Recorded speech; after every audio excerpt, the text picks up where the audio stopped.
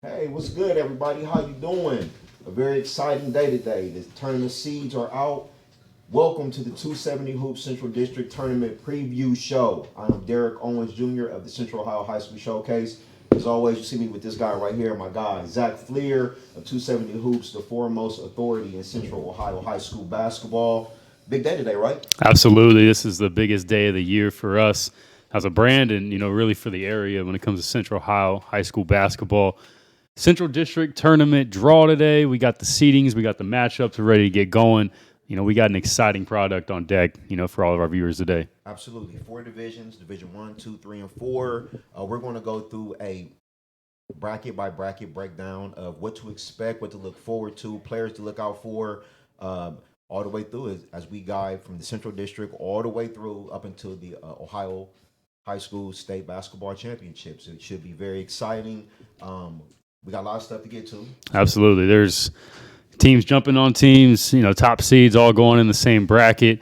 You saw, even if a team wasn't seeded number 1 or number 2, teams avoiding them. We'll analyze all of that stuff. You guys can kind of get the psychology behind the process, what coaches and teams were doing and, what to expect when this tournament gets started, in just a few weeks. We're only a couple weeks away. Regular season's about to be over, and, the ball is going to be tipped with everything on the line. Now, I am very excited about today's show because, we've been doing the broadcast with Score on there, and we've had a lot of fun with that, and it's been great for, a lot of different reasons. But today we get to bring your whole crew in. Absolutely. The 270 Hoops crew. We got Darkel Curry here. We got Jake Spiegel, Andy Hoban, Nathan Perkey, Jason Morrow. We have everybody, and I'm really excited about it because I think people get the misconception that it's just me that's 270 Hoops. It's more than just me. We wouldn't be able to do what we do without all these guys, and I'm excited for them, to get a chance to show you guys how much they know about Central Ohio high school basketball. These guys are knowledgeable, they got talent, and they know what they're talking about, so I'm excited to get those guys on board, and, let's break down this tournament. Absolutely. So we're going to take a quick break. When we come back, we'll get started with the Division 1 tournament seedings and breakdowns of the games coming up. And we'll be joined by Jason Morrow and Jake Spiegel. So we're going to take a quick break. We'll be right back to get started on the tournament preview show.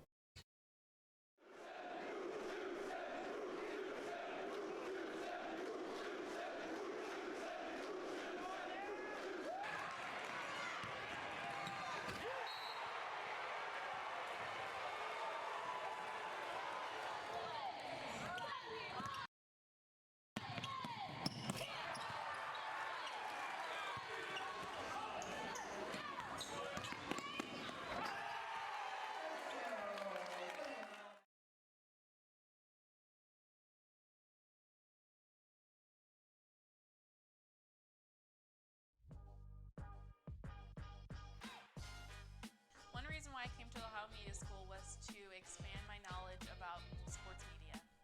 Joining Score on Air has meant tons to me. It's helped me get out in the field already. I've done football games, hockey practices, and it's just radio shows, and it's just made me realize what I can do in the sports industry.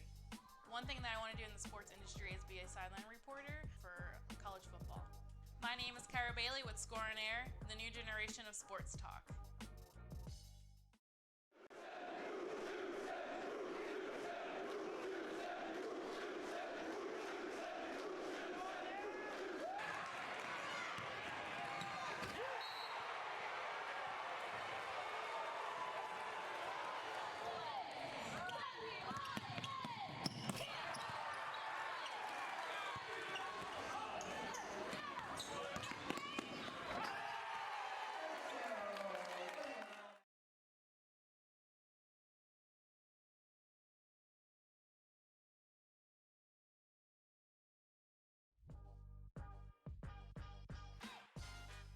One reason why I came to Ohio Media School was to expand my knowledge about sports media.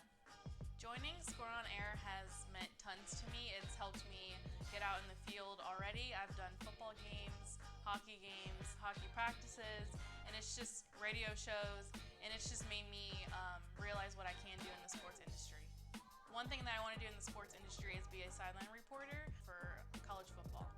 My name is Kara Bailey with Score on Air, the new generation of sports talk.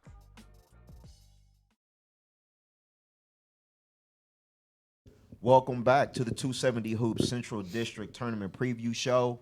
Again, I am Derek Owens Jr. Got my guy Zach Fleer, and now we are joined by Jake Spiegel to my right, and you see him over there, the co-owner. Co-owner, man. This Morrow. this logo behind us, like he made it. It wouldn't be possible without him. I'm excited to get my guy some shine. He deserves it. Absolutely. So, look, let's get into some basketball, man. Let's get into this top bracket in the Division One Central District Tournament. And, I mean, we can go wherever you want. We can just start at the top and go down. Start at the Columbus 1 district. You know, this was one where leading up, like Pickerington Central, they were the 4 seed. They jumped on South. So this Pickerington North as the 5 seed, they were the top seed in this district. Got a couple, solid matchups that are looming here. If everything works out the way it should. And I'm excited because Pickerington North, they're looking to win their 3rd district in the last 4 years, but they got a pretty tough road to get there. Yeah, no doubt. And I think that, as we talked off air, I think that the potential for that Olentangy Liberty Thomas Worthington district semifinal game, I think that would be a real heavy hitter game. Sometimes you don't get to see the top 10 seeds go at it that early before district final, but I think that would be a really, really good game. Another matchup I'm really looking at over there is another potential district semifinal between Chillicothe and Pick North. Obviously, Chillicothe's a team maybe not a lot of people in our district have seen, but they got a senior guard, Javon Moffmer, along with another senior big, Brandon Noel. Moffmer, he's committed to Cedarville. Noel's going to Wright State. And I really think it would be a great matchup on the wing there between Moffmer and Pick North's Hunter Shedenhelm. Shedenhelm's going to Ashland. They've got real similar play styles, long, can shoot it, can get their own shot, and they both defend really well. So I think that would be a great matchup over there. Are there any potential upsets that you guys see in this first bracket? You're always due for these, especially in the district tournament. And with this season, I mean, there really isn't a favorite. Like last year, and this proves what we're saying. Last year, Dublin Kaufman and Hilliard Bradley seemed like the 2 teams that everybody was confident on. Neither one of them played in the district final. So this year, and this bracket especially, you just look at it. I don't know if there's a potential for that. Walnut Ridge. They're in the Columbus 2, actually. And this one, Pickerington North, they have a pretty favorable run to get to the district semifinals. And I think with these semifinal matchups, if you get Olentangy Liberty versus Thomas Worthington and maybe a Chillicothe versus Pick North, I don't think either one of those would be a major upset. Like if Chillicothe, they only have 4 losses. 3 of those are the Central District teams, and the 4th is the Moeller. They're a good team. Pickerington North, they're senior-laden. They're tough. I just don't think the potential for that, I just don't see it. I think these 4 teams that we just talked about, they seem like the toughest, to get to the district semifinals, and it's going to be a war to even get to district final Saturday. I mean, there is an interesting game that's going to start off in this bracket, which is Marysville versus Westerville North. I mean, both of those teams have solid years. So any one of those teams you think can, not only win this first game, but make a run throughout. Well, Jake, you saw Marysville a few times. When you saw them against Dublin Kaufman, what were you most impressed about? When they won that game and then took brief control, of the OCC Central? Well, for Marysville, it's all about their 2 juniors. They got Jack Christian, he's a junior guard, and then Garrett Taylor, he's a 6'7", 4-man. That game against Kaufman, they were down, I think, 16 in the first half, and they really came back behind the play of those 2. And it's really, for Marysville, it's as far as those 2 take them. I think Darkel saw them beat Upper Arlington again earlier in the year, or later in the year, actually. And I think Taylor and Christian both had really good games there. I know against Kaufman, Jack Christian had 34, so I think they're a team that they could definitely make some noise in that bracket, especially a team like Chillicothe where, Garrett Taylor might be a good matchup for Noel, so I think they're definitely a team that could make some noise.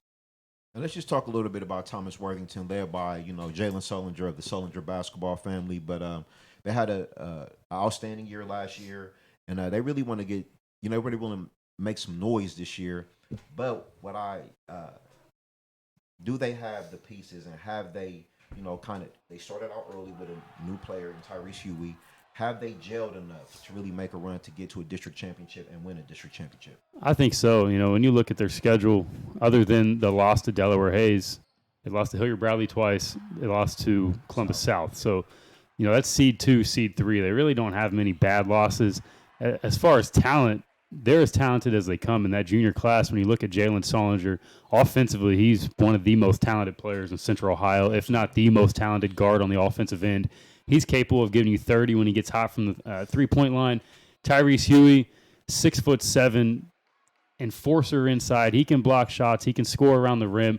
And then the kid that I'm really impressed, and they got two other juniors that I'm really impressed with, Isaac Settles and Amari Effiong. Effiong's a kid who transferred in from Pickerington North. He brings some much-needed toughness for those guys, and they have the pieces. Olentangy Liberty is going to be a tough matchup, and I want to give some credit to them too. After going to the state semifinals last year, they lost Ben Roderick, who was a Gatorade Player of the Year. They lost a bunch of seniors. This group of juniors, they have gelled really quickly. They play team ball. Andrew Wade is one of the best junior prospects in the area. I think everybody on our staff has seen them. Andrew Wade has had a big-time game in each one of those viewings. But the key to them is Henry Hinkle, the junior point guard. He's been around the last 2 years. He's really stepped up into a leadership role this year, and that's been the reason why these guys have been so successful, because he can dish, he can score, and he knows how to lead a team. And, with the way Liberty plays and how good of a coach Nosselman is, you could see these guys back in the district final and, maybe cutting down another pair of nets. Morrow, do you have any thoughts about the District 1 as we just kind of wrap it up here? Yeah, and I would go back to Thomas Worthington, and I think guard play in a tournament is so key. Yes. Jalen Sullinger last year, as we saw in a district final, they may not have won that game against Pickerington North, but he was on fire, hit a crazy step-back three, and really kept them in that game. And I think Jalen Sullinger has the chance to lead his team to a district title just because he's got that pedigree and he's got that drive inside of him. And I think Amari Effiong is another big key for Thomas Worthington as they try and win a district title. I absolutely agree, and we haven't touched on them a lot, but Pickerington North, these guys are on a mission. They're a 5 seed. It was kind of interesting. They got their own bracket. With Pick Central jumping into South's bracket, they have some pieces. Junior point guard Casey George is a player that we've all been impressed with, just the way that he's developed this year into that team's leader in the backcourt. They had Idris Lawrence in the backcourt last year, where they kind of shared time at the lead guard spot. Casey has resumed that role this year, and they have some other pieces around him that can really play. A couple of seniors I really like. Chris Scott, the senior, he's going to Cincinnati to play wide receiver. You got Hunter Shedenhelm, like Jake touched on, and then a big man inside is Savion Marshall Hamilton. He's about 6'6", 6'7", tough inside scorer. He can block some shots. They have a lot of pieces, and Jason Bates is really coming to his own and really gelled with this program, and he's got his personal touch on these guys, and they're a tough out any year in the district tournament. I think they're the favorite in this bracket to win this district. It's just going to be tough because, from district semifinals on, you got to go up against the Chillicothe team that's got 6'8" size in the front court, Javon Malmer on the wing, who's really good, and then Trey Beard and Vincent Roper are 2 other seniors for Chillicothe. So this is going to be a war, and it's, that 10 a.m., 11 a.m. district final. A little groggy. Jason, you've been at district finals ever since you were a kid. What's that early session like? It's a weird feeling, honestly. It just depends on the teams. Sometimes you get really good games in those time slots, but sometimes you get 2 teams that, even though they're playing for a district title, they're a little sleepy. It's an interesting. It's the key to get the fans there to get that emotion and get that hype going. But honestly, it just depends. It really depends on what 2 teams match up in that slot. And I really like what Jerry Saunders brings to Pick North as well. You want to talk about him? I was just going to say, going back to the early game and how that can have an effect, I think earlier this year Nationwide, when Thomas Worthington played South, I think in that game, Thomas Worthington, obviously that was the first game of the day, I think they came out a little slow, and I think that really cost them the game in the long run. I think Tyrese got going a little later in the game, but I think that just kind of can show how that affects the game. I agree. So the early starts are tough in any sport. Yep. We see a lot in NFL, teams coming from West Coast to East Coast, the early start, and how that can really affect a game. But, Pick North is loaded, man. They got a lot of players. I wouldn't be surprised if they at all make a long tournament run. But we're going to wrap it up here for the District 1. We're going to take a short break. We'll be back and get into District 2 in the Division 1 Central District Tournament Preview Show. We'll be right back. This is 270 Hoops.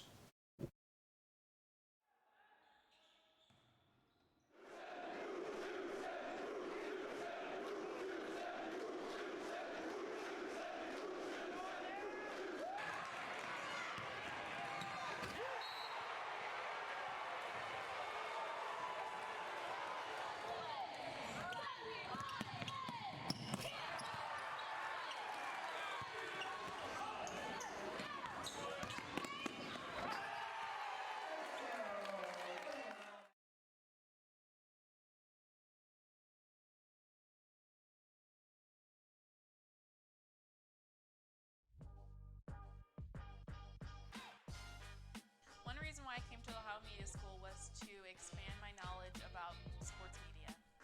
Joining Score on Air has meant tons to me. It's helped me get out in the field already. I've done football games, hockey practices, and it's just radio shows, and it's just made me realize what I can do in the sports industry. One thing that I want to do in the sports industry is be a sideline reporter for college football. My name is Kara Bailey with Score on Air, the new generation of sports talk.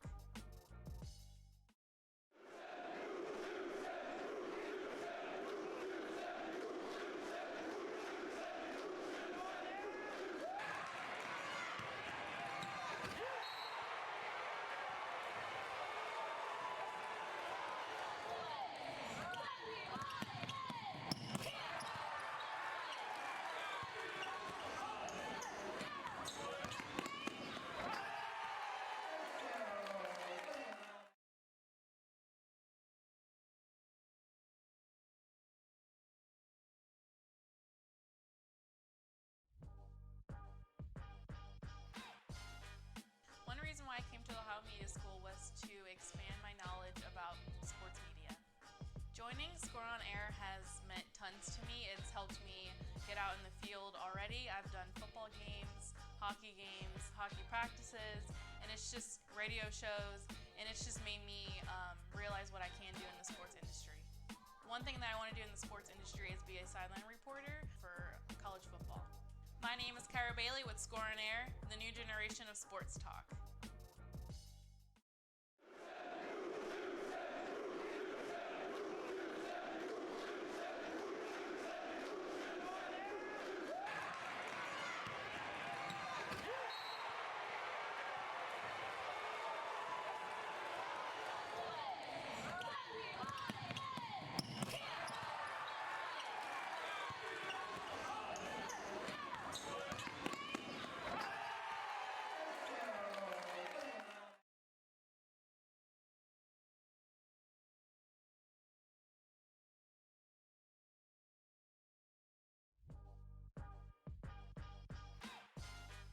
One reason why I came to Ohio Media School was to expand my knowledge about sports media.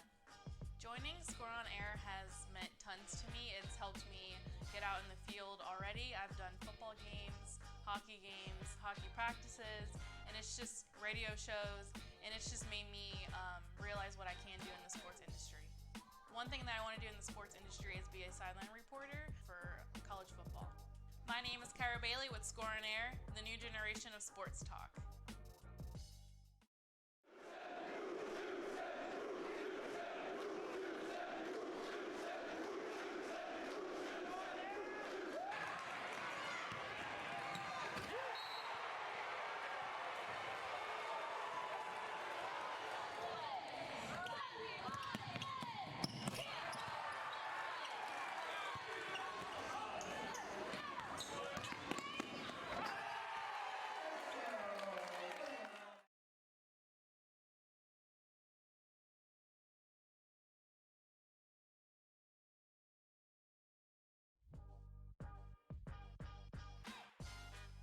One reason why I came to Ohio Media School was to expand my knowledge about sports media. Joining Score on Air has meant tons to me. It's helped me get out in the field already. I've done football games, hockey practices, and it's just radio shows, and it's just made me realize what I can do in the sports industry. One thing that I want to do in the sports industry is be a sideline reporter for college football. My name is Kara Bailey with Score on Air, the new generation of sports talk. Welcome back to the 270 Hoops Central District Tournament Preview Show. So we're going to continue with the Division I tournament, moving here to the second bracket number 2, where it's going to be heavy Walnut Ridge and Gahanna, man. These are two of the best teams in the state. The fact that they're in the same bracket, man, it's intriguing. Exciting, yes, absolutely. It's intriguing, and they had a war earlier this year. It went down to the wire, went down to the buzzer. Some would say it went after the buzzer. When Gahanna hit that buzzer beater, Jarius Jones, 53-50 to beat them at Capitol. This has a chance to be possibly maybe the best district final, I think, with what you have on the line between these two teams. It's been a long time coming for Walnut Ridge in Division I. They have a lot to prove, and they have the talent to do it. But it's going to be tough to get there for both these teams. There's some intriguing district semifinal matchups and some rematches here. There's a potential we could have a New Albany-Reynoldsburg sectional final. These two teams matched up. Reynoldsburg won on the road at New Albany earlier this year. Reynoldsburg dealing with some adversity right now. We'll see if that changes them in any way.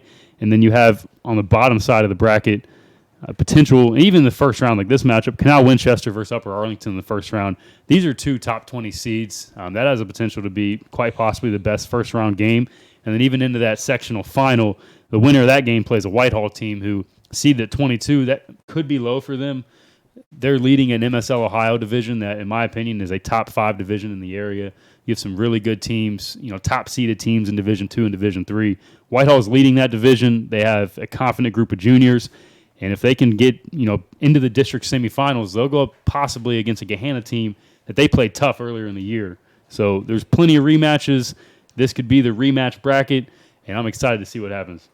So, Morrow, I want to start with you, man. Let's talk about Reynoldsburg, the possibility of them winning their first game, and just what a Reynoldsburg-New Albany matchup may look like in the second round. I think that would be a really good matchup. And like Zach said, I think the main thing about Reynoldsburg is, how are they going to handle the adversity that they have, that they've come upon here in the last couple of weeks.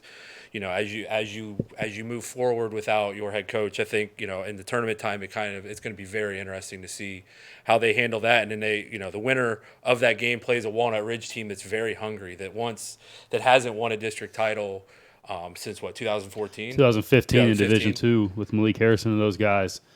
It's been a long time coming. That program's hungry, and those seniors, those guys have been around. They've played together for a long time, and they want to cut down some nets this year. Yeah, and I think the emotion of that Ridge-Gahanna potential rematch, like you said, whether or not it came after the buzzer, who may know. But I think that would be a really, really good game at ODU. And, we've had some really, really good district finals at ODU in the past. But I think this one would be, at least in terms of hype, would be up there. Now, I want to talk about New Albany a little bit because we just got a chance to see New Albany a couple of days ago. And I was really impressed, man. They have a young player, Justin Perry. Yep. Justin Perry, he was really impressive. And then in the backcourt, they're led by a guard, Jaden Lewis. And he was impressive as well, 25 points in the game that we've seen. So I think New Albany, again, with what Reynoldsburg is going through as a team, as a program right now, it might be ripe for New Albany to go in and kind of knock them off and set up a New Albany-Walnut Ridge matchup. In New Albany, they'll have home court. They lost at home to Reynoldsburg earlier this year, and they have another, deep group of seniors that those guys have played together for a long time. They've seen that program go from, bottom of the OCC Capital to now, second place behind Newark. They're tough, and you have guys like Keegan Schaub that just do the little things to win. Keegan, in that game that we saw, he had, I think, 13 points, 11 rebounds, 8 assists. 8 or 9 of those rebounds are on the offensive end, and he's only about 6 foot. So tough, man. When you have guys like that, they give you a chance to win.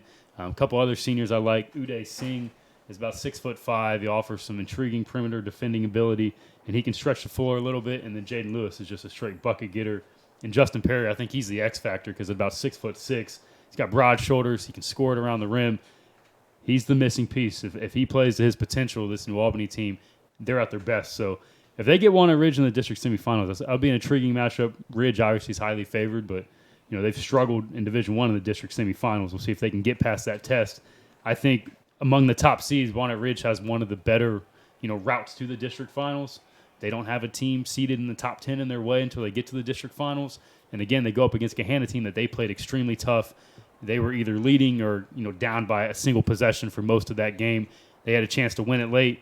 They want to get Gahanna back, and that could be, again, like I mentioned earlier, the best district final. I'm just excited to see how those guys play because they're so hungry, and they have the pieces to do it.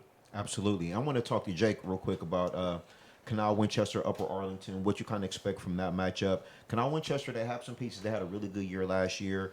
And Upper Arlington, we know historically they're always pretty good. And the run they've had with Dan Goodwin and Max Martin, those guys, was historical. But do you feel like Upper Arlington, Canal Winchester, what you feel on that matchup? I mean, I feel like that's a great matchup in the first round. Obviously, 2 top 20 seeds going at it in the very first round of the tournament. So, obviously, Canal, they've got the home court. And I haven't seen Upper Arlington this season, but I have seen Canal.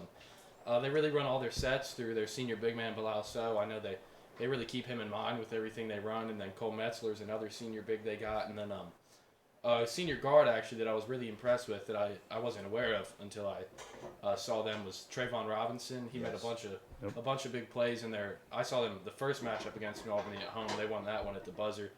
So I definitely think Canal's a team that could cause some problems in that bracket, but also UA, they've got Quinn Corna, sophomore, Magnus Enneman. He's been a big a senior for them that I've been impressed with. I saw them against Dublin Kaufman on the road. Max Buckley. Shooter. Was a kid that has really risen to the occasion. UA's hot right now. They won at Springfield. They won at Springfield last night. Springfield's not where they typically are, but they're still a tough team. And UA won on the road at Chillicothe as well. So they got a couple key road wins. And Max Buckley, senior, that's played a huge part in those wins. And he's a sniper. Like that kid can fill it up from behind the arc. UA, Tim Casey's going to coach him up. They got to go on the road against Canal Winchester. Canal struggled in that second half against New Albany. They really struggled to get the offense going. I've seen them twice this year. Cole Messer's been in foul trouble both games. I want to see how they play with him on the floor for extended periods of time. And a senior to look out for Canal Winchester. He was the quarterback, on their state playoff run. Jack Beeler, I've seen him twice. He's hit 11 threes in those 2 games. Yes. He can shoot it. I would like to see them get him involved more often because in those 2 games, he's like 11 of 14 from the three-point line. A lot of energy, too. He does. Energy, toughness kind of gives him that spark. So there's some intriguing teams in this matchup, in this bracket, but I think, again, it comes down to that Gahanna Walnut Ridge. If that's a district final we get, that might be the best district final in district final Saturday. And I would love to see the 2 teams match up for a second time. I mean, for all you guys, I want to get your input on Gahanna, man. Led by the sophomore, Sean Jones. You know how much I love this. Sean Jones, he's the man. And they've had one of their all-time best seasons at Gahanna. Only 1 loss on the year. They got a big game coming up on Friday with Pickerington Central. But just talk about Gahanna, what you've seen from them, what impresses you outside of Sean Jones, and just can they continue this run that's been a magical year?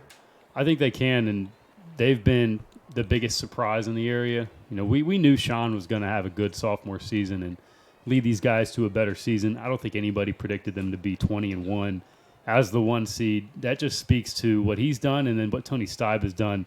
He's celebrated his 300th win just recently. He's been the head coach there since 2003. It's been a long time coming. He's seen that program rise from where it was when he took over to where it is now. To see them get back to where they were back in 2016 as the top seed in the district, it's been really fun, and I've been most impressed with their defense. That really gets everything going for them. You have role players like Travis Whitaker, Nate Stibe, Zane Lightwine. Like those guys kind of set the tone because they buy in, they do their jobs, they let the stars be stars, and that's why they're so tough. And they got a chance to win outright OCC Ohio title. I think Pickerington Central runs that division until someone dethrones them. That's a chance for Gahanna to dethrone them next Friday. And if they can win that game, I think it's going to mean great things for them in the tournament going forward. And you were talking about the defense. I think people see the Sean Jones, they see the spin moves and the threes and all that, but Sean gets after it on the defensive end. And there was a couple plays last year, and I believe it was their game against Dublin Scioto in the tournament. And he just was checking guys 3/4 court, and they were bringing it up, and he was just ripping them. And I mean, he gets after it on the defensive end. He's not just an offensive point guard. He's an all-around guard, and I think people need to see that too. I think really the 2 best words you could use to describe Gahanna is tough and together, because really it starts with Sean. Morrow just touched on the way that he defends. Really, I think it affects their whole team. Nate Stibe's a great defender. Zane Lightwine can defend. A guy like Phil Pontius off the bench. And I really think when we've talked about it before, but when your best player is your hardest worker, it really can affect the whole team. So usually see that's what winning teams do when that is the case, because if Sean can be held accountable, anybody on that roster can be held accountable, and that's what you see with them. And Walnut Ridge is very similar in that regard as well. Von Cameron Davis is their best player. He's also their hardest worker. That kid's a gym rat. He's in the gym every single morning getting better, and it's been fun to see the advancements in his game over the years from more of a post-centric player to a guy that can step out, knock down the 3 ball, he can handle on the perimeter. He really sets the tone because with him hitting threes now, you can dump it down to Kavion Ross, who is one of the toughest senior scorers in the area. I think he's a top 10 senior in basketball, even though he's more than likely going to play college football. And then you have Keon Magwood, who just signed to Ball State to play college football. He's been a different player this year as well. And not to cut you off, but even in our first matchup, you talked about how Keon played against Sean and really gave Walnut Ridge a chance to win that game outside of the buzzer beater. He's the best defender I've seen on Sean Jones because he can match his quickness and his physicality, and Keon's a little taller than Sean as well. So bothered Sean a little bit. Sean was still able to make his own shots, but it wasn't as easy as you see in most matchups. So if that ends up being the district final, I think that perimeter matchup could be the key to the game, because if Keon can bother Sean and, get him off his rhythm, Walnut Ridge has a chance to take advantage. So I think that's we're gonna wrap it up here for the the second Columbus 2 bracket for the Central District tournament, and we will take a quick. Well, actually, we're gonna go to a quick break. We'll come back and we'll start on the third bracket in the tournament. So be right back. Take a quick break.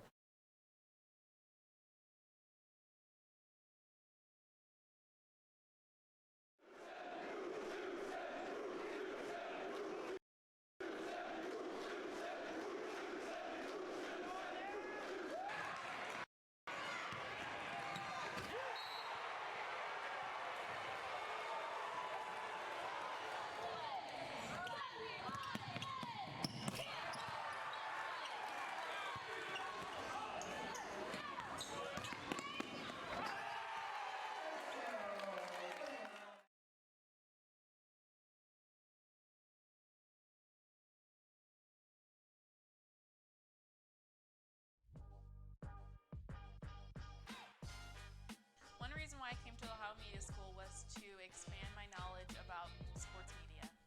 Joining Score on Air has meant tons to me. It's helped me get out in the field already. I've done football games, hockey practices, and it's just radio shows, and it's just made me realize what I can do in the sports industry. One thing that I want to do in the sports industry is be a sideline reporter for college football. My name is Kyra Bailey with Score on Air, the new generation of sports talk.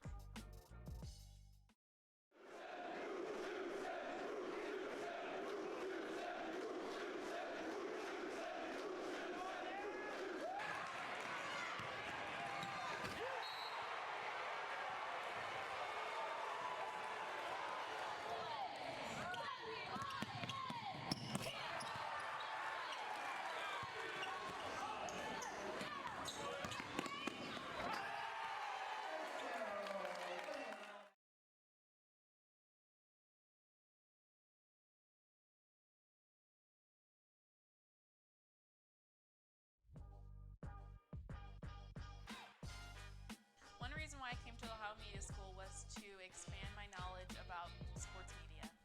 Joining Score on Air has meant tons to me. It's helped me get out in the field already. I've done football games, hockey practices, and it's just radio shows, and it's just made me realize what I can do in the sports industry.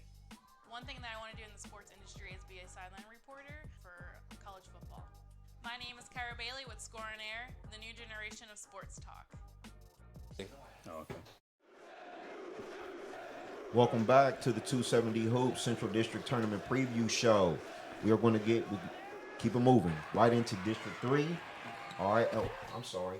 Joining me up here, Darkel Curry, DC. What's up, man? How you doing, bro? Doing all right, man. Happiest time of the year, tournament time.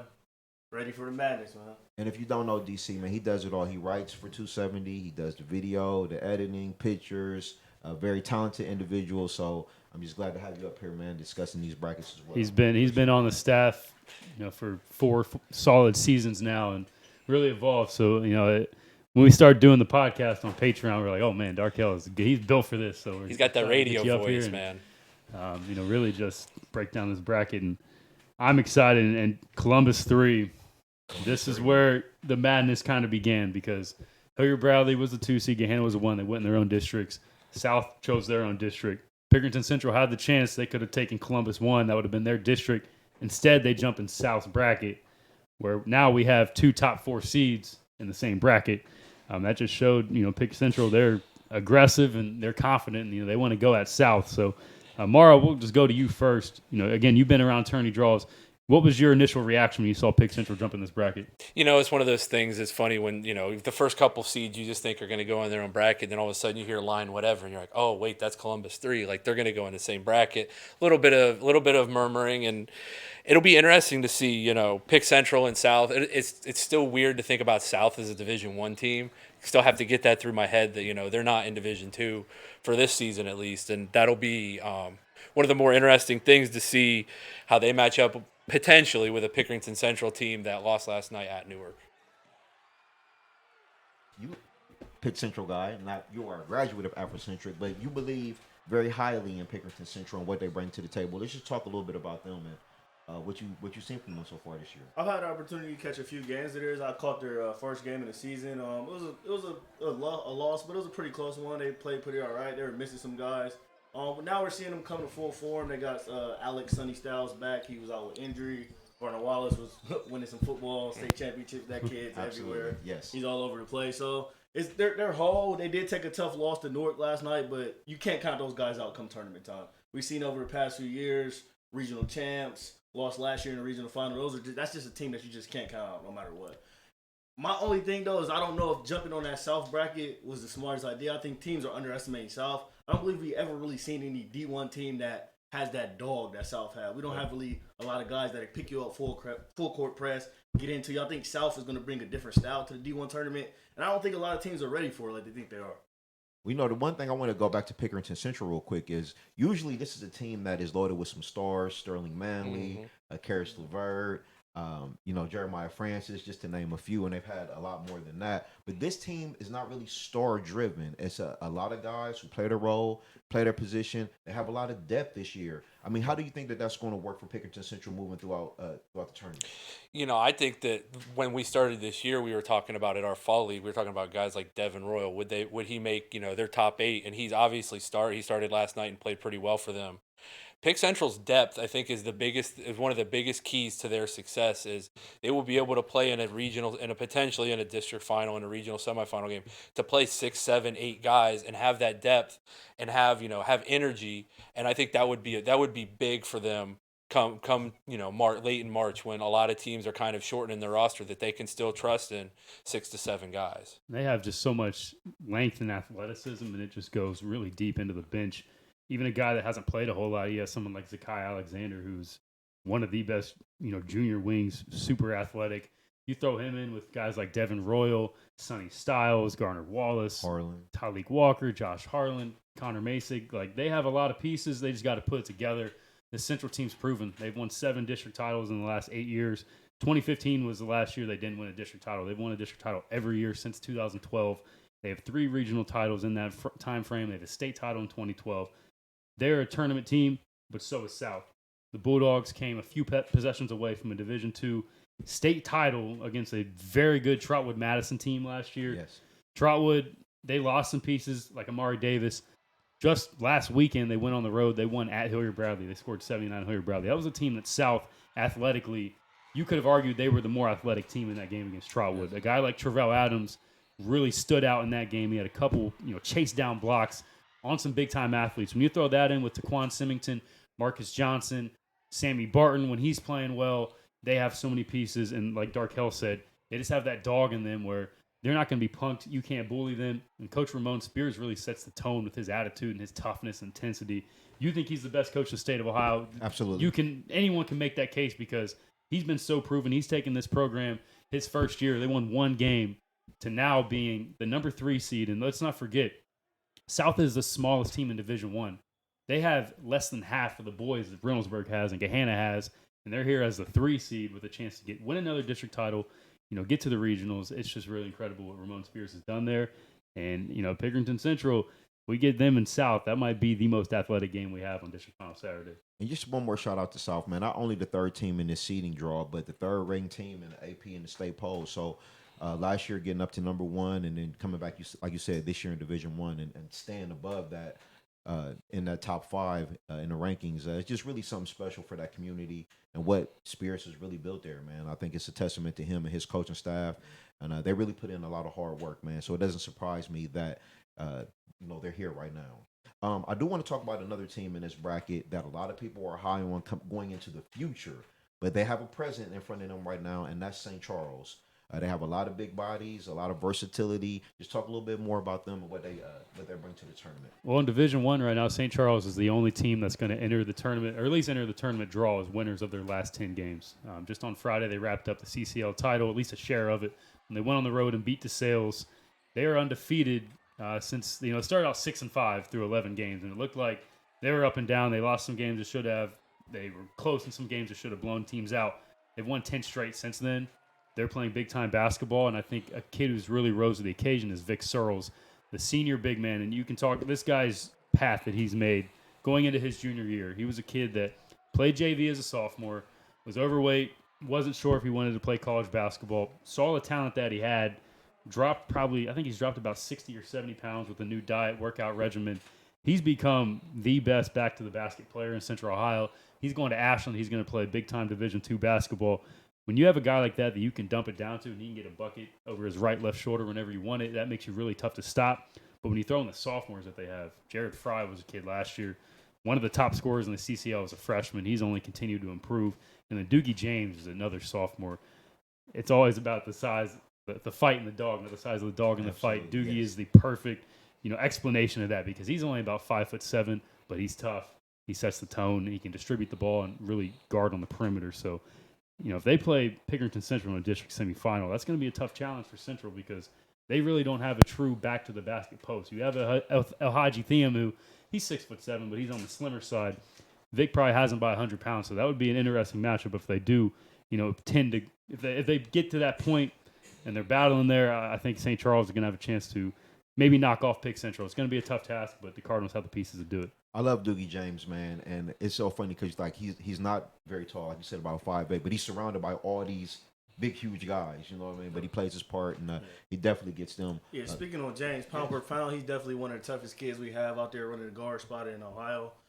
Kid can play. Originally from New York, and you can kind of see that kind of New York swagger in his game. Yes. I love that kid, man. That's one of my favorite guards in the area in the 2022 class. And let's go down here to the bottom of the bracket. Grove City, they're going to get their opening game against Watkins Memorial at home at Grove City. They have a really good player that not a lot of people know about. Brock Waits. He's the son of longtime coach Greg Waits, one of the leading scorers in Central Ohio. He's with the ball. He's one of the best scorers. He can knock down shots from all over the perimeter. They got a tough matchup against Watkins Memorial, though. The Warriors are rolling as well. I think they're 9-1 in their last 10 games. They wrapped up essentially the LCL title. They're 16-5. This is the best season of Watkins Memorial basketball, probably since our boy Aaron Foose was wearing the black and yellow for them about 20 years ago. They're playing big time ball. They feel like they're underrated. They feel like we had us too low. We had them too low in the seeding guide, and then they got the 24th seed at 16-5. They probably feel a little disrespected. They have a chance to go get a win against Grove City and then get a matchup against Westerville Central in the sectional finals.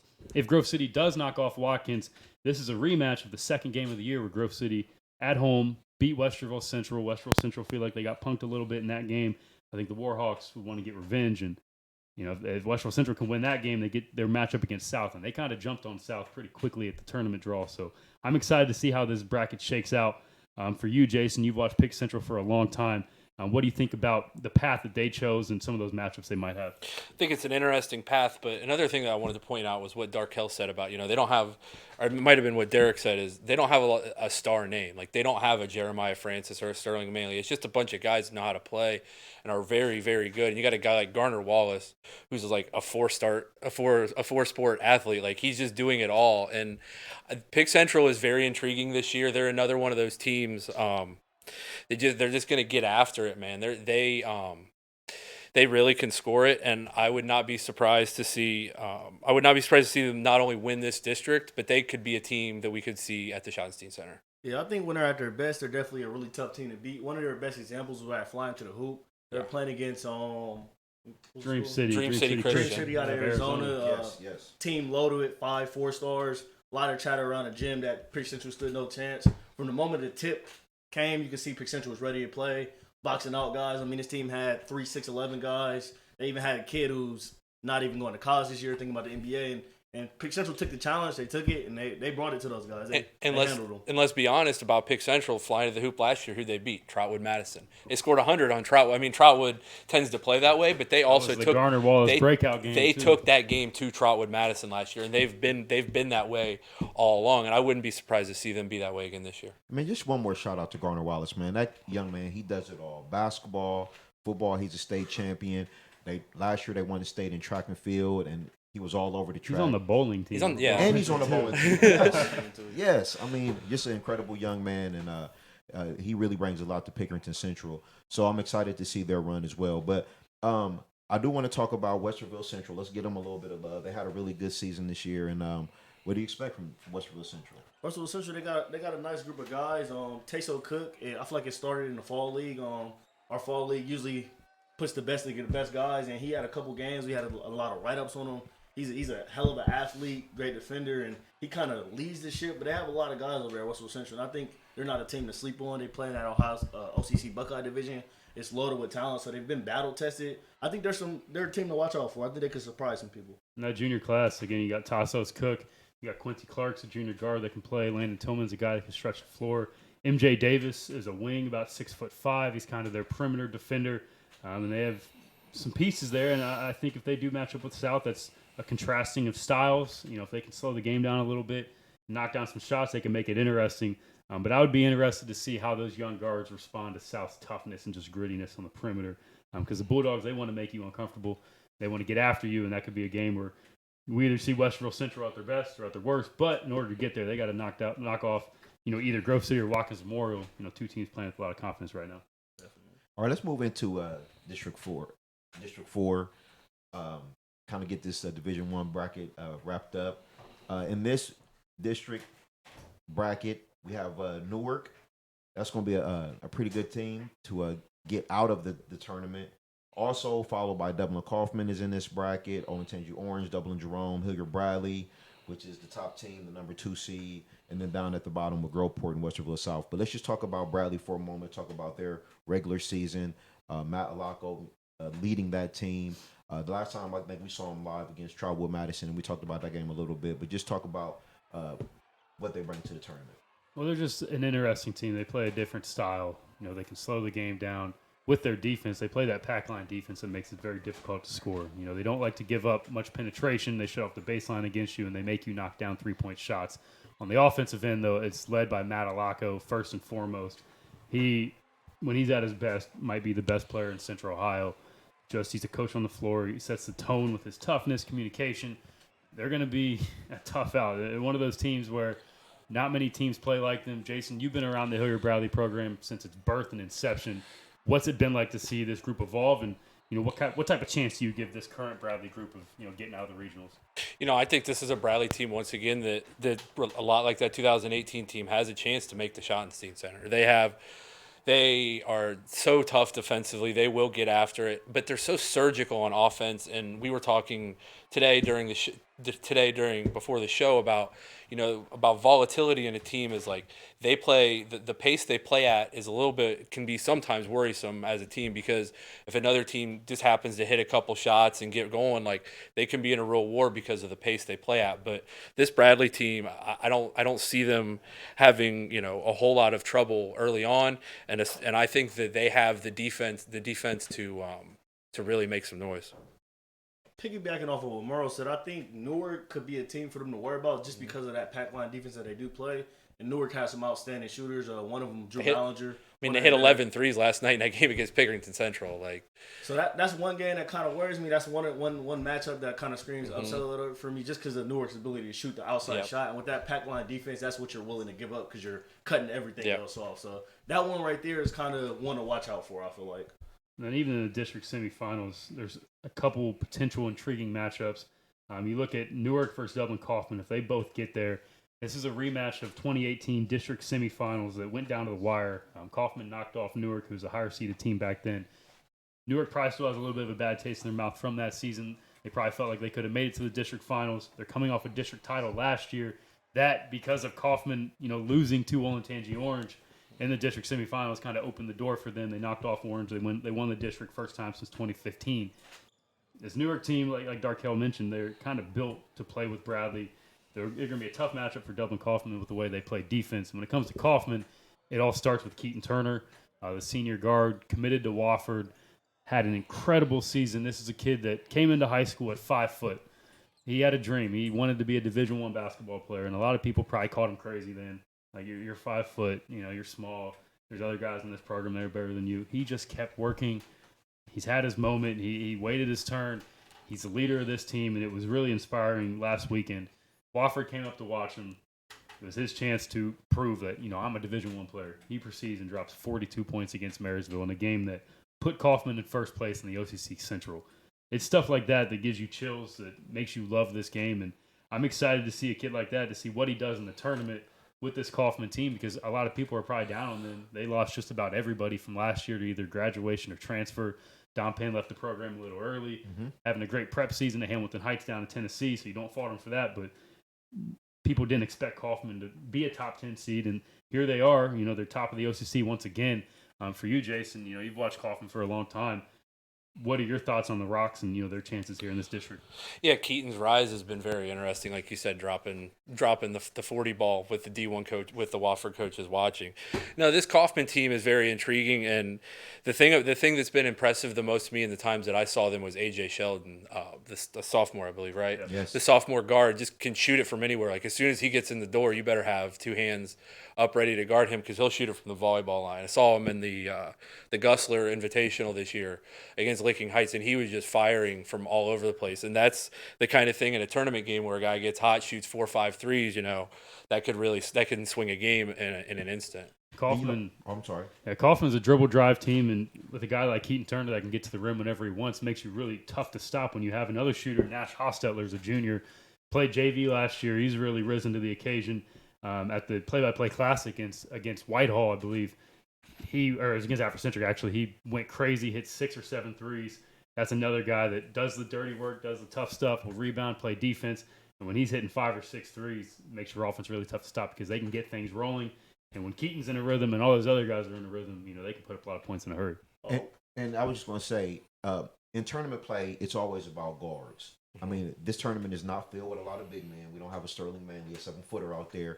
So I think Dublin Kaufman chances are really good because they're going to have one of the top backcourts. I mean, like you said, AJ can shoot it, and Turner he can do his thing. Not only scoring the ball, but distributing it as well. So I just want to ask you about that on the guard side. Sticking in the neighborhood, we can stay right in Dublin. Jerome. The team not to be forgotten. This is a team who has an early win at Newark.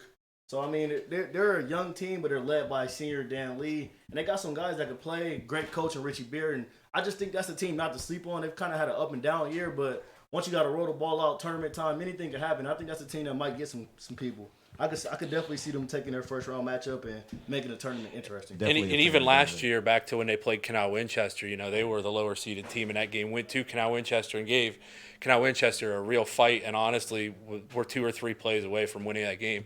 Dan Lee, as you mentioned, hit the game tying 3 from about 30 feet to send it to overtime. So that Jerome team is real tough. If they beat Orange, they get the matchup possibly against Dublin Kaufman. That's the rivalry. They don't like each other at all.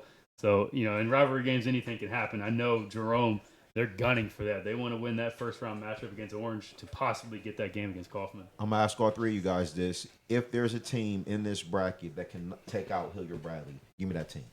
I think it's Newark, just with the way they play, and Jeff Quackenbush, that program that they have. They played last year, actually, at the Challenge back early 2019. And Newark, at that time, people weren't sure of how good they were going to be. We probably didn't think that they were going to be a district champion. They took Bradley to the brink, only won by 2 points, held the Jags at about 40 in that game. So that might be the squad. If they can get through either Kaufman, Jerome, or Orange, they're in that district semifinal. I think just with the way they play, they could give Bradley a tough challenge. I agree with Zach. I would say Newark as well. Yeah, and I would say Newark, but also the thing about this bracket is, man, like if you're Hilliard Bradley, you're going to go up against potentially at least two of the 3 really, really good coaches in Central Ohio. Ed Kalo at Westerville South, Jeff Quackenbush at Newark, and then Jamie Collins at Kaufman. It's kind of like the who's who in this bracket. But I do think Newark is the team just because I saw them last night hit 11 threes, and they were confident shooting the rock. And like I said, the volatility of Bradley, like if a team gets hot, they can definitely stick with Bradley. I mean, that's it for the Division One brackets, all 4 of those. Before we break out, is there anything that you guys, especially a player that you might want to look forward to, a team that, again, that can surprise as we look through all 4 of these brackets and try to get to our district finals? For me, I think it's Sean Jones. This could be his moment. He could definitely lead this Gahanna team to a regional title. And as you said, guard play wins in March. And Sean's the kind of guard that can definitely lead this team deep into the regional tournament. For me, I think every single Division I tournament, you have a senior that really rises above the occasion. So last year, that was Ben Roderick. In 2018, it was more guard by committee there, but it was Ben Roderick. He proved himself. Andre Wesson back in 2016, Sterling Manley in 2017. I think this year it could be Von Cameron Davis, Walnut Ridge. When it comes to scoring, he does it better than anybody. He just hit 2,000 points. He's got a chance, if he scores at least 17 points in his next game, he'll be the all-time leading scorer in Division I in Central Ohio, and that's an incredible accomplishment. The kid that's bought in from day one. I think this could be Von Cameron Davis' chance to put a stamp on the area. I think Travell Adams made his name known last year in the D2 state tournament. That wouldn't be something that surprised me if he got the same kind of notoriety off of his play from the D1 tournament. I could see him and Taquan Simmons and those guys having a breakout and really putting D1 on notice. Marcus Johnson, too, just to end with South. In that game against Walnut Ridge, I think we saw the Marcus Johnson that people kind of were expecting his whole career. He had 28 points against Walnut Ridge. He was the best player on the floor for most of that game. If the Bulldogs can get that type of Marcus Johnson throughout this tournament run, you could look at them knocking off Pick Central and winning another district title. This time doing it in Division I. And again, let us not forget they have less than 400 boys in that school. The small school, they should be Division II. They're up in Division I. If they can do that, that'd be an incredible accomplishment. And I'm just going to end it with the South High Bulldogs. Coach Spears, the work he's putting in from year one with one win up until now, 20-1, multiple city titles, multiple district titles. He was the AP State Coach of the Year as well. So, I think his resume speaks for itself. And not only the guard play, that is very important, but also who's leading that bench. And I feel like South has one of the best coaches, not only in the area, but in the state doing it. So I think they're going to be a really tough out as well. But we're going to wrap that up for Division I. We're going to take a small break. When we come back, man, we'll start on Division II, and we'll keep this thing moving as we go through all the brackets for the Central District Tournament Preview Show. This is 270 Hoops.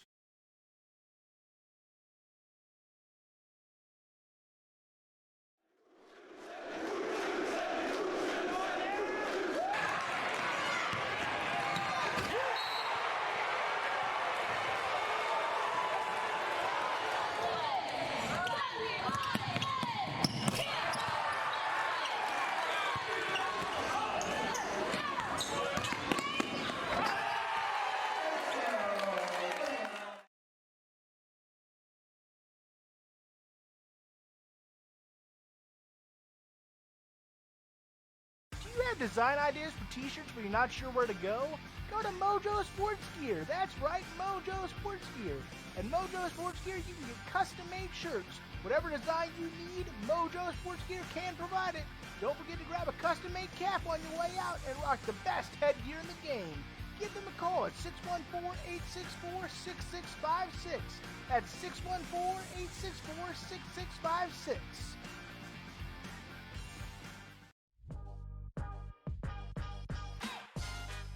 One reason why I came to Ohio Media School was to expand my knowledge about sports media. Joining Score on Air has meant tons to me. It's helped me get out in the field already. I've done football games, hockey practices, and it's just radio shows, and it's just made me realize what I can do in the sports industry. One thing that I want to do in the sports industry is be a sideline reporter for college football. My name is Kara Bailey with Score on Air, the new generation of sports talk.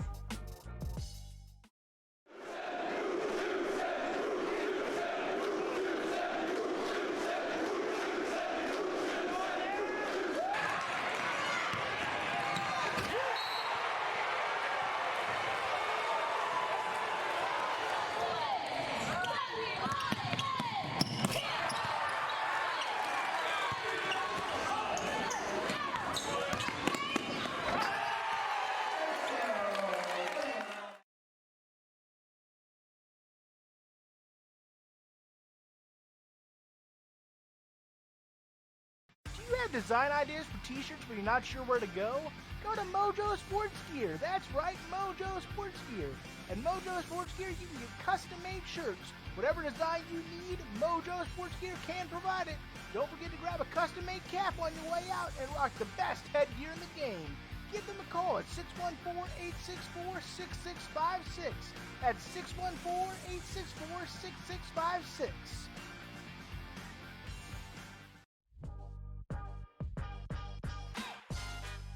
One reason why I came to Ohio Media School was to expand my knowledge about sports media. Joining Score on Air has meant tons to me. It's helped me get out in the field already. I've done football games, hockey practices, and it's just radio shows, and it's just made me realize what I can do in the sports industry. One thing that I want to do in the sports industry is be a sideline reporter for college football. My name is Kyra Bailey with Score on Air, the new generation of sports talk.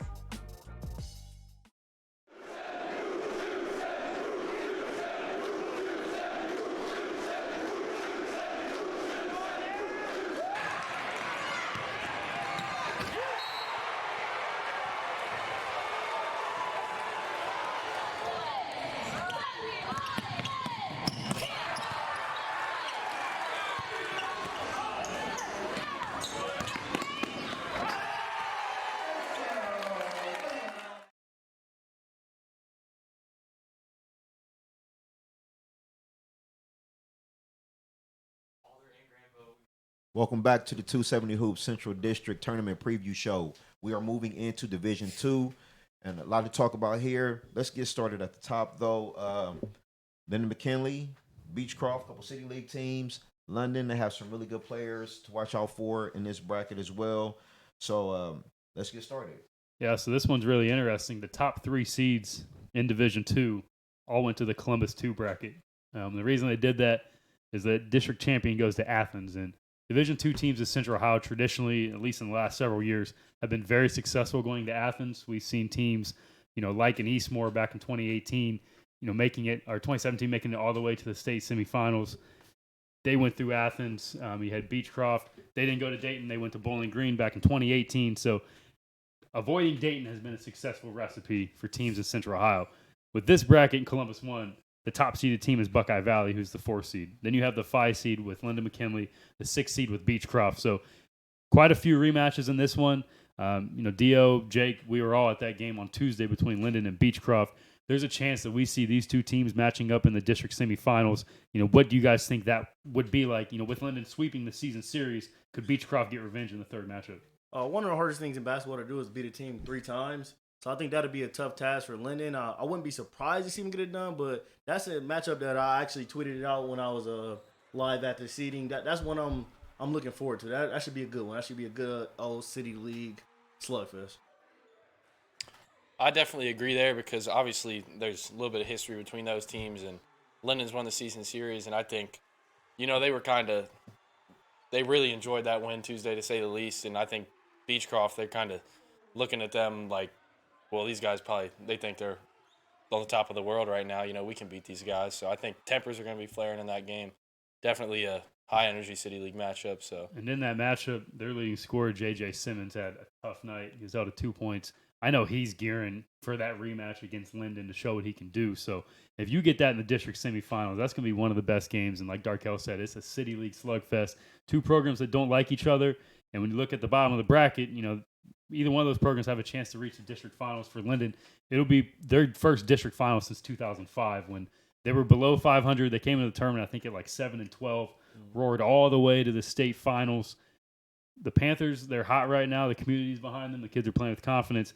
On the bottom side of this bracket, though, you have some tough teams, starting with the top seed in the bottom side of the bracket, Buckeye Valley. The whole staff has seen them a few times. I've been impressed. Those guys, relatively young, with guys like Dylan Thompson and, Troy Scowden, who's out with the injury right now, Dylan Herbert, Max Stokey. They have a lot of pieces. So excited to see what the Barons do this season. They have a shot to go to their first district final in a long time. And, Nathan, you've been around. You've seen those guys a few times. You know those players pretty well. What have you been most impressed about with the way Buckeye Valley's played this season? I'm just surprised how they've rallied kind of behind Troy Scowden's injury. I think we all thought when he went down that it was kind of over. You're going to run out their season. They were going to be a 7 or an 8 seed and just not really posed to be a serious threat for a district championship. But they've rallied around him, and he'll actually be returning from his injury this week, whether it be against Highland or Whitehall, I think. So. And that is an unbelievable story for that kid. For those that aren't aware, Yeah, please break. Yeah. in just their 2nd or 3rd game of the season, he went up for a dunk against Kip Academy, got undercut, and fractured his skull. And when it happened, people were scared if this kid was going to be able to walk again, let alone play basketball. He's had an amazing recovery. His spirits have been high, and like Nathan said, the community's rallied around him. With him back in the fold, he's a 6'7" post. He can stretch the floor. He can block shots. He's one of the best athletes. If you can get him back to even 50% of where he was, that's going to be a big boost. And just having him back on the floor with those guys, I just think it lifts their spirits. Mm-hmm. And they could play a team like London or Bloom Carroll in the district semifinals. Two teams. Bloom Carroll's led by Otto Kuhns, who's a senior, amazing quarterback on the gridiron, but he can score just as good as anybody in the MSL. And then London, Troy Woodyard is a junior, more offers than just about any junior in that class. He's looking, to pick the pace up and, recover for kind of a disappointing season in the CBC conference. We thought that they would compete with Jonathan Alder. They've fallen back a little bit. I know the Red Raiders are looking to pick things up, prove people wrong. If they want to get to the district semifinals, they have to go on the road. First, they got to beat River Valley, who's no slouch by any stretch of the imagination. They've been one of the better teams in the MOAC this season. Then you got to go on the road to Bloom Carroll, who they've really improved from a disappointing season last year. So there's some intriguing teams. I just know, when you look at that district final, whoever wins it, they got to go to Dayton, and you got to run into a buzzsaw known by the name of Trotwood Madison. So it's been a long time coming since a Columbus team has won a Dayton district, Dayton regional, and that explains why everyone jumped kind of down to that Columbus 2 region. Well, Columbus 2, I want to talk about what I think might be the best player in that bracket, and that's Des Watson from the Sales. And I just want to talk to you, Andy. He's so good. Can a team led primarily by this one score, can they make a run to a district final? Yeah, well, I got to see Des.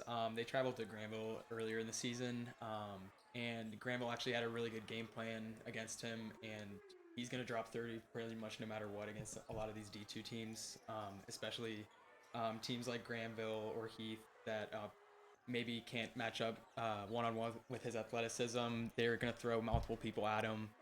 But as much as we talk about that kind of being a one-man show, I've been really impressed with how Austin Mann and Kobe Ryder kind of play off of him really well. Yes. They're both two really good shooters. Ryder has been in big spots his whole career.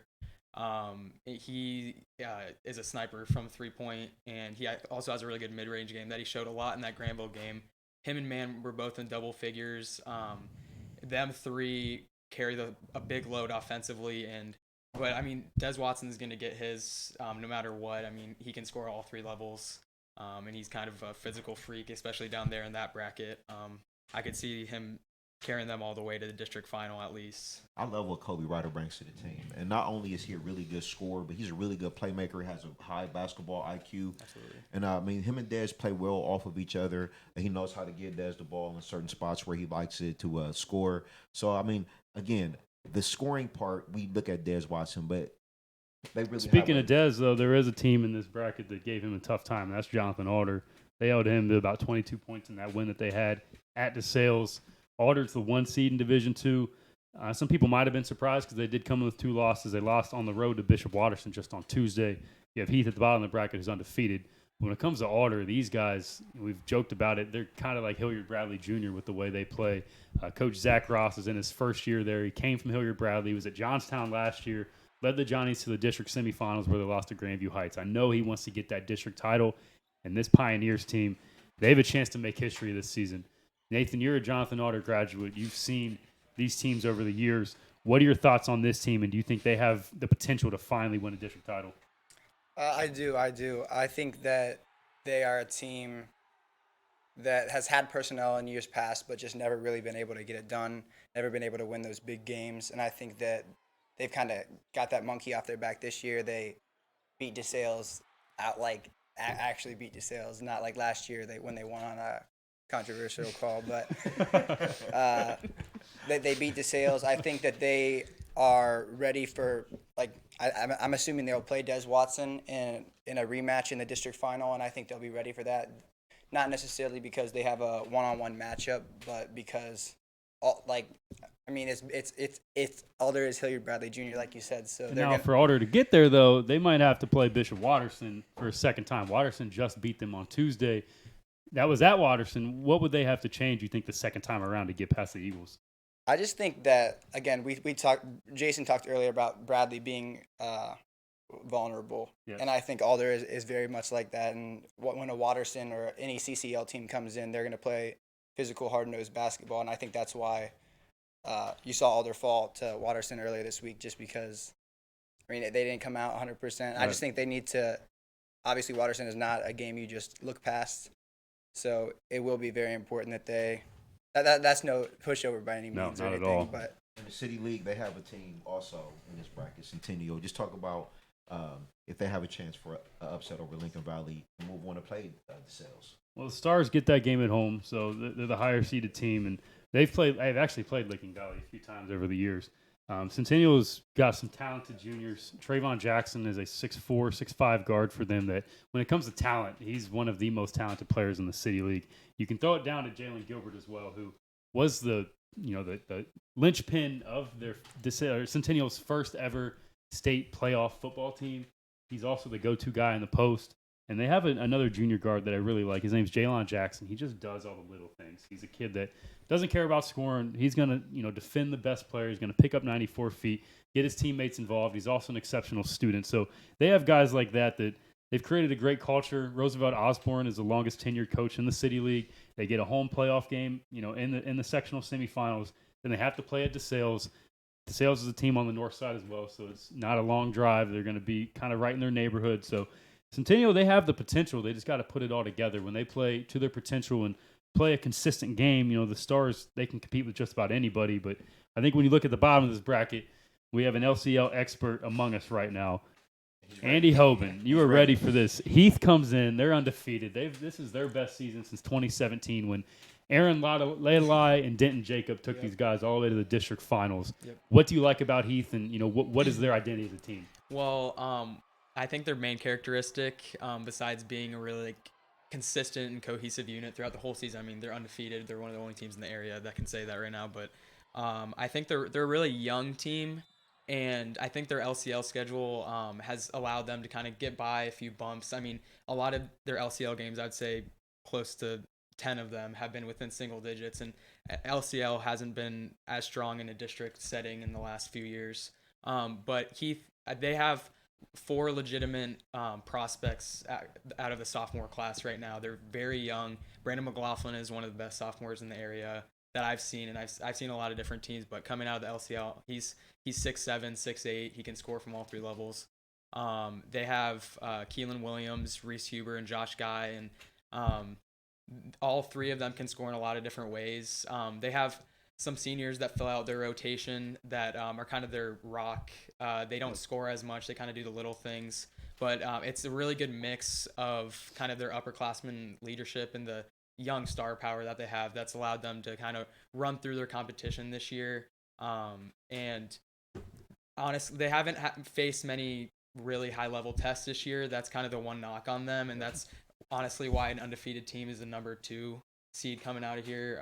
And with Alder and DeSales kind of going into the same bracket as them, you can kind of see what people maybe. It's going to be a tough run for them too. And, yeah. They will get Granville for a 3rd time. Yep. And both those matchups have gone down to the wire. Yeah. For Granville, what adjustments do you think they would make if they do, get a matchup with them in the section? Yeah, well, Heath's toughest game of the season, bar none, was when they traveled to Granville a couple weeks ago. Granville has faced a lot of roster attrition this year. They've had multiple rotation players lead the team midseason. They've had some injuries. And it's been a bumpy ride for a Granville team that's won 4 LCL championships in a row. And Watkins took that belt from them this year. But Granville did give them their toughest game, and they came in and they're chomping out the bit to play him again. They jumped right in there to play him in the sectional final if Heath does get by Highland. And I think that'll be another great game. That'll be at Heath if Heath does get by Highland, and it'll bring kind of a big LCL flavor to that bottom part of the bracket. Licking Valley's also down there. Could play DeSales if an upset were to happen. I mean, it's a lot of Licking County League down there, but yeah. Heath is the one team that has kind of been a bona fide district contender the whole season in like the area, and they're going to be tested the whole way through with the Granville. Could be DeSales, right could off be the Alder. bat. Yeah. I mean, they're not going to get to the district semis without a challenge. If they do get to the district semifinals and get past Granville, you likely have a DeSales waiting with a player like Des Watson. I don't think Heath has played anyone like him all season. There's not many players like Watson in the LCL. Their non-league schedule hasn't been super tough, so it's going to be a challenge for Heath. We're going to see if those young guys can step to the occasion, rise to the occasion, really step in as the big-time players that they are. Like you mentioned, Brandon McLaughlin, he's a top 5 talent in the sophomore class. 6'8", handles, can facilitate, can knock down shots, score all over, all 3 levels all over the floor. So that's a difficult matchup. This could be a tournament where a sophomore like that rises to the occasion and brings Heath back to the glory land. But I think in this district, in my opinion, it's going to come down to Jonathan Alder and DeSales, and I would love to see them two match up. They seem to always face each other in the tournament one way or another. We could have it once more, and I think that would be one of the best district finals that we have across all 4 divisions. I think all of us up here really kind of want Jonathan Alder and DeSales to come out of the bottom part of the bracket. But on the top, give me a team that you're looking for to make it to the district final, or a player that you really want to see how far they can take their team. I'm excited to see what Chance Gross does at Lyndon McKinley. This is a kid that battled a lot of adversity earlier on in the season. He left the team actually for a couple games. He wasn't sure if he was going to continue on. He's gone. He's back now. Since he's returned, Lyndon hasn't lost a game. They've won their first City League North title since 1992. I think that's a kid I look forward to seeing what he does. And if he can lead this team to the district finals, that's going to be a huge accomplishment. But before he does that, he's got a chance to win the City League title next Saturday. So if Lyndon can find a way to beat Walnut Ridge, that could give them great confidence heading into the district tournament, because they're not going to play a team in Division II that's even close to the level of talent that Walnut Ridge has. And let's just talk about the team real quick. That was they had a big win. Actually, they beat Lyndon a couple days ago in overtime. Yep. But they really had a incredible player last year, Morgan Safford over at Hartley. They haven't been as good as they were the last couple of years. Right. But just talk about the program and where they stand right now. Yeah, Randy Quartercracks has done a great job with this young group. They really struggled to start the season off, but they've picked up some steam lately. They got a big win at home just a few weeks back against Upper Arlington, which in Division I, anytime you're a D2 team, you beat a D1 team, that's a major accomplishment, especially when it's someone like Upper Arlington. Hartley's taken that. They've built on that. They played St. Charles very tough just recently.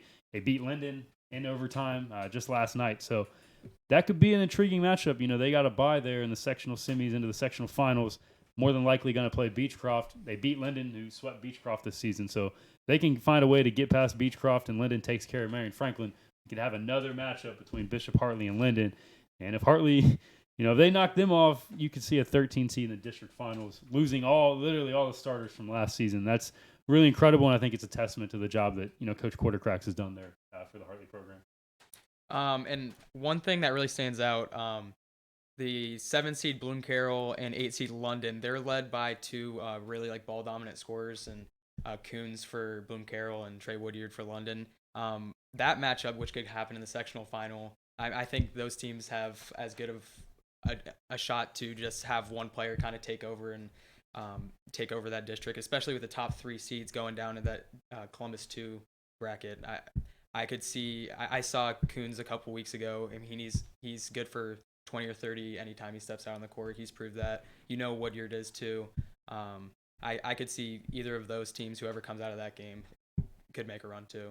What do you think? Is there a player for you, Nathan, that you think could make a major rise in this tournament? I just think Dylan Thompson. It was a guy I got to watch a lot during this summer for Buckeye Valley. I think he's an elite defender.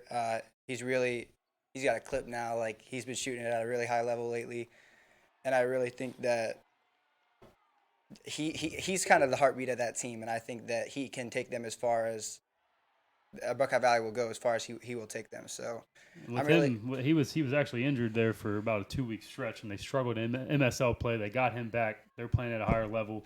They could play London in the district semifinals. They beat London earlier this season. That was the first game without Troy Scowden after the injury.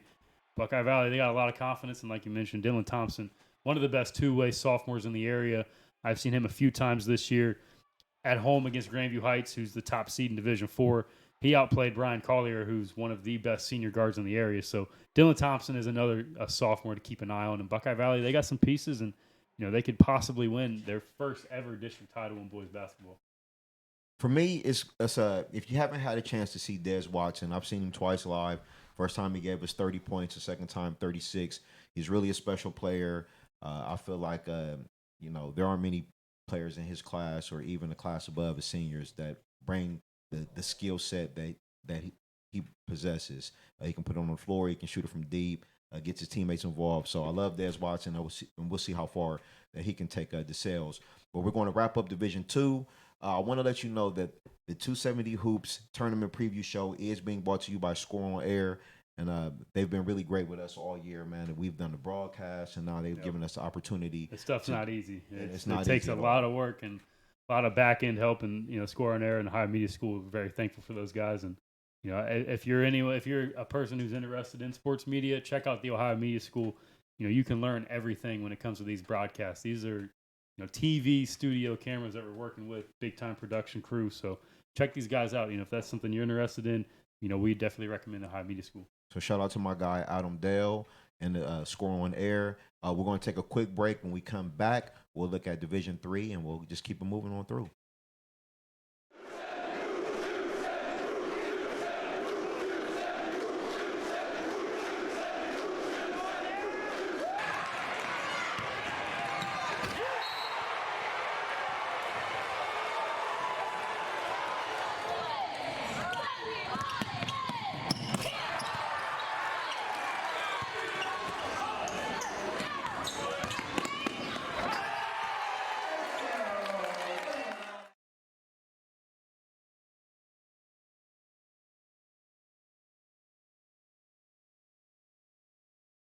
Design ideas for t-shirts but you're not sure where to go? Go to Mojo Sports Gear. That's right, Mojo Sports Gear. At Mojo Sports Gear, you can get custom-made shirts. Whatever design you need, Mojo Sports Gear can provide it. Don't forget to grab a custom-made cap on your way out and rock the best headgear in the game. Give them a call at 614-864-6656. That's 614-864-6656.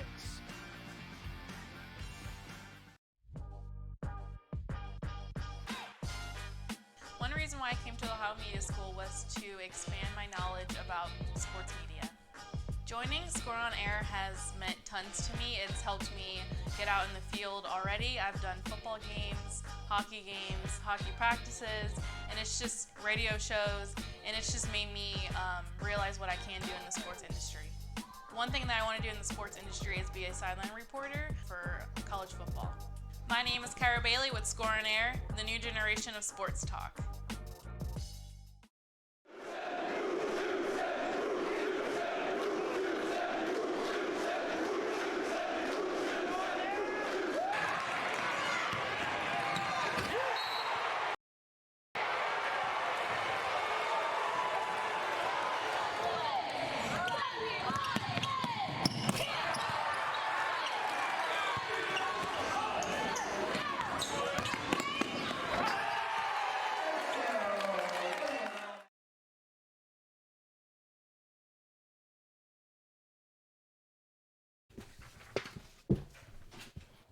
Welcome back to the 270 Hoops Central District Tournament Preview Show. We are moving on to Division 3. I'm going to kick it over to my guy, man, Jake Spiegel here. Let's talk about what we can expect in Division 3. All right, so yeah, I was actually at the Division 3 draw today.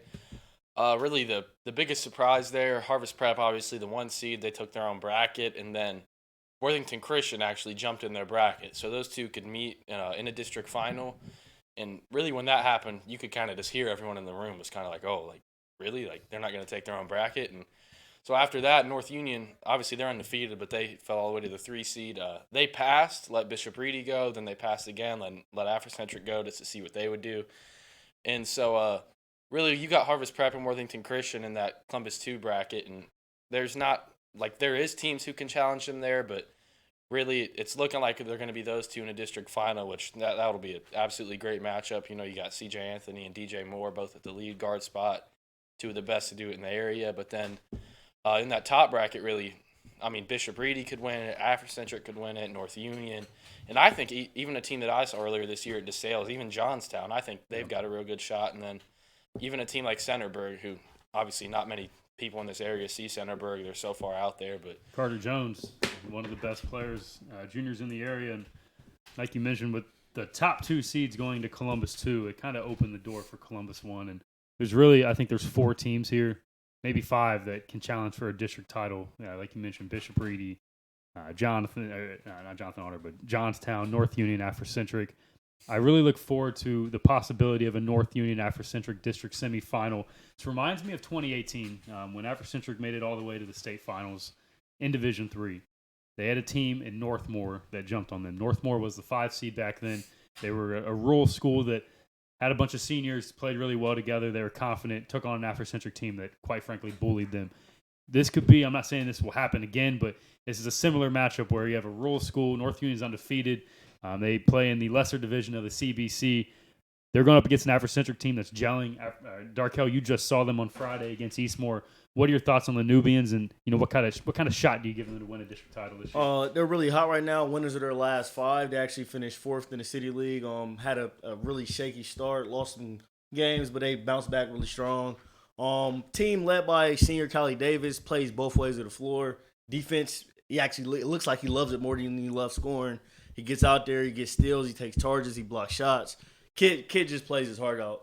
Just recently qualified with his ACT score, so be interesting to see what kind of schools take a look at him. I definitely recommend him to anybody out there looking for just a hard, tough competitor. I love Eli Burke.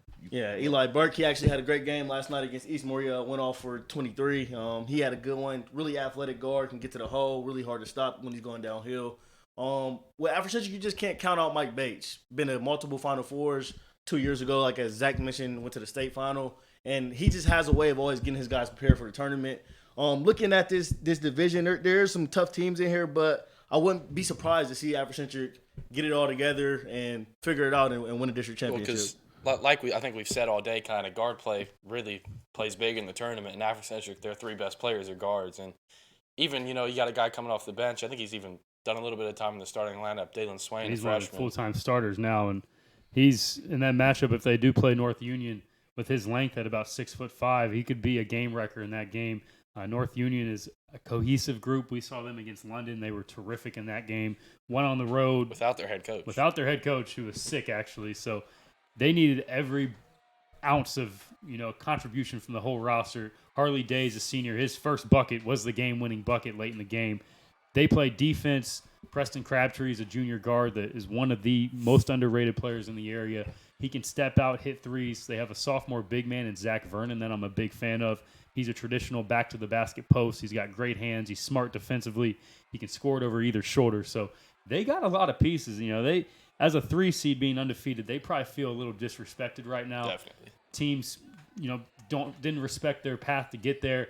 They got the players to do it, and they got some pieces. So if they can get through Afrocentric in the district semifinals, that's going to serve them well in the district finals, where they'll play possibly a team like Centerburg, Johnstown, or Bishop Reedy that plays a style more similar to theirs, where it's slow down game. I know Afrocentric's going to try and speed the tempo against them. So that district semifinal, that's the game in this entire bracket outside of Harvest Prep and Worthington Christian, possibly in the district final, Columbus 2. I'm interested in that North Union Afrocentric game in the district semis. Let's talk about a little bit about Bishop Reedy as well, because we got a chance to see them live, and they bring some really good players into this district tournament as well. Darius Parham, Azan Daniels. Yes. Go ahead. Yeah, Parham. We talked about Des Watson. Parham's one of the better juniors Definitely in the area. Right there with him. He's right there with him. He's a shot maker, about 6'3". He was the program's quarterback this past football season. Two-way threat. It was the first time he had played football in high school. He said he actually did it to get more physical for basketball. I like it. That has clearly paid off. He's had a great season, been one of the best players in the CCL. Reedy's got some pieces. They have a couple role players that just really buy in and do their jobs. Guys like Brock Baker, who's a senior, Garrison Budd, who's a junior. Just really like what the Silver Knights are doing. Second-year coach Tony Basutti, who he's not a second-year coach. He's been around for 20, 30 years. He led Dublin Scioto, to their heyday in the late 2000s when they won district titles. He's roaming the sidelines at Bishop Reedy.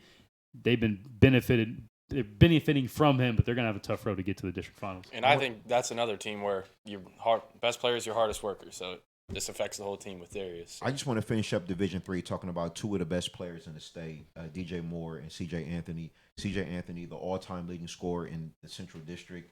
CJ2K. Yeah, CJ2K. Shout out to him for sure. But let's just talk about what potentially that matchup could look like if both Worthington Christian and Harvest Prep were able to both make it to the district final. I think that's kind of been a matchup. Anyone who follows Columbus, in and D3, those are the two teams everyone's kind of been talking about all year. Yeah, North Union's been undefeated, but coming into the year, everyone's like, Worthington Christian, they got a lot of offensive firepower. Harvest Prep. They lost a lot, but they still got CJ. And I think that's another shout out to Coach Dennis. I think their supporting cast this year is really good. I think that's definitely one of the best perimeter shooting teams in the area. And I mean, when they get hot, I was talking with someone about it. There's so much attention focused on CJ and the defensive game plan that you kind of just forget about those other guys. And I mean, they got guys like Kenneth Sykes knocks down a lot of shots. Malachi Henry's been really good for them on the interior. Nick Harris, the freshman, he's played a lot off the bench. He's played really well. So I definitely think that's the marquee matchup in D3. And Can you talk about some of Worthington Christian's help though? Who's helping DJ Moore? So we see a lot of clips of him, but I know some other guys out there getting baskets as well. I think really their breakout player this year has been Derek Harden, the senior guard. He recently committed to Mount Vernon Nazarene, which has been one of the better NAI programs in the entire country this year. He's a lights out shooter, definitely one of the best shooters we got. Then Tyler Kinberg, athletic wing defender, can get to the rim, affects the game. Kobe Buford, junior transfer coming in from Upper Arlington. He's playing a full season this year. When he stays out of foul trouble, he can really, affect the game. And then Akimba Mullins is a post, about 6'3", 6'4", plays above that. Darkel, you saw Worthington Christian just last week. They needed an all-out team effort to beat Wellington at home. What did you see from the Warriors in that game that makes you think that they can win a district title? It was a game that was pretty close. Second half, it looks like Wellington really, really took the game over. It looked like it was all but over. About 6 minutes left in the game. Wellington was leading by 12. And I saw what kind of makes me excited to see how Worthington Christian will sign in the tournament. They just had a fight. Down the stretch, they had 6 consecutive steals from multiple different guys. Everybody just bought in, and it was a real team-fought effort. And just to see them rally together like that, early in their game, I saw a little bit of bickering, but they really came together in that moment. I think that win going forward is going to be big for them. They had another big win over Buckeye Valley the other day. Overtime. It sounded like another just good team heart for victory. It was another come from behind win. And then, sticking in the MSL Ohio, we can jump straight into Division IV. We just mentioned both of these teams. Grandview Heights and Wellington in D4. These are the top 2 seeds. We've talked about this. I think there's no possible matchup I see where Grandview Heights can get upset or Wellington. I don't see it happening. Top 2 seeds. If Grandview Heights they were the number 1 seed, even though they lost the head-to-head to Wellington earlier in the year, they're the top seed. If they win the district, they'll go to Athens. For Wellington, if they win the district, they go to Dayton. Dayton is traditionally a graveyard for Columbus teams in D2 and D3. So for Grandview to get the 1 seed, that's very fortunate for them. I'm excited to see if any of these teams in D4 can challenge them, but with the athletes that both these teams have, I think it's going to be very tough. Well, one of the best athletes in the entire state for Grandview, right? Luke Lachey, the son of Jim Lachey, Ohio State legend, right? NFL player, and he's committed to the University of Iowa to play football. Tight end, where they produce NFL tight ends. He's got a chance with his athleticism to be next up. I've seen Grandview a handful of times this season. Lachey is just one of the most physical players you're going to find in the area. And he's skilled. And he's skilled, too. Last year when they won the district, they went up to Bowling Green. They played Cardinal Stritch in the regional semifinals. They lost in a close game. Lachey played so well in that game, he got a basketball offer from Bowling Green.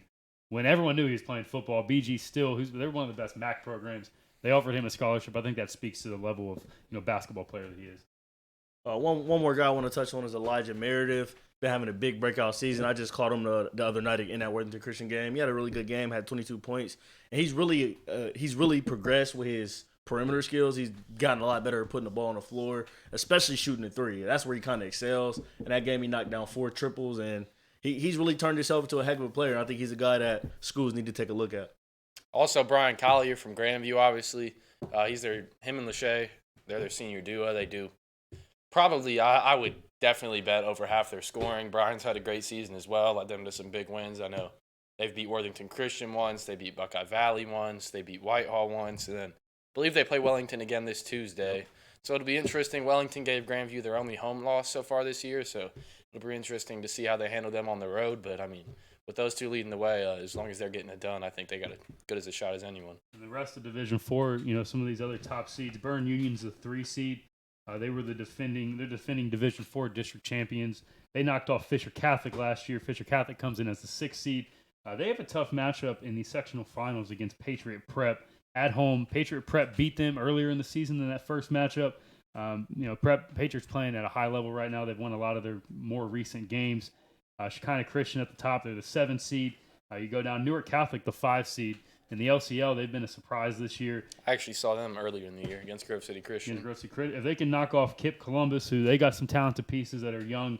This is Kip's first ever tournament in the OHSA. They're only a second-year program. Congratulations. Coach Estes is doing a great job, with that program. The winner of that game will play East Knox. You saw East Knox against Fairfield Christian. Any quick thoughts about the Bulldogs? They got Weston Malik. He's a junior guard. He can get it done. He's definitely their best player. Then they got a few shot makers. But even in that game against Fairfield Christian, who, they're one of the lower seeds, that was a close-fought game throughout. And, that really just goes to show in this D4 bracket outside of Grandview and Wellington, there's not much of a talent gap between any of the other teams. So it's definitely be interesting to see how the rest of those games shake up. And obviously it's the tournament, so anything crazy can happen. I'd be interested to see possibly, and Columbus too. These games are being played on Thursday night. They're at Ohio Dominican under the bright lights. You could have Bern Union against Wellington in the district finals. They were in the MSL Cardinal division together for the last several years. A lot of familiarity there. Bern Union coming off their first district title since the 50s last year. They still have a lot of those key pieces back with guys like Chase McCartney and Brock Unger. So, they're hungry. They're the 3 seed. They probably feel like, all the chatter about Grandview and Wellington, they probably feel like they've been forgotten about a little bit. So that could be a team, if they get hot on the right night and if they're playing against Wellington, they beat them once last year. You could see it possibly again if they can find a way to get the job done and, win back-to-back districts. For me, if there's nothing else that we can get to as far as the players and the teams in Division 4, I just want to take the time to wrap up the show. I want to shout out to everybody that was a part of it, man. Going back to Jason Morrow and Nathan Perky, Andy Hoban, Jake Spiegel, DC, man. Thank you guys for being here. I want to thank Score on Air and my guy Adam Dale, man, for providing us this opportunity. But I just want to say thank you to all the athletic directors, all the schools who allowed us to come into their buildings this year to do the 270 Hoops Game of the Week. It's been really fun. I know we didn't get a chance to touch every single school, but, we would have loved to. You know what I mean? And we're just excited for the tournament. All the talk is all done. From here on out, we've got a couple games left. We got a couple big games left. But from here on out, man, it is this is what the tournament's all about. Win or go home. Win or go home. All the marbles. And you see who's really about it. This is where guys really rise to the occasion.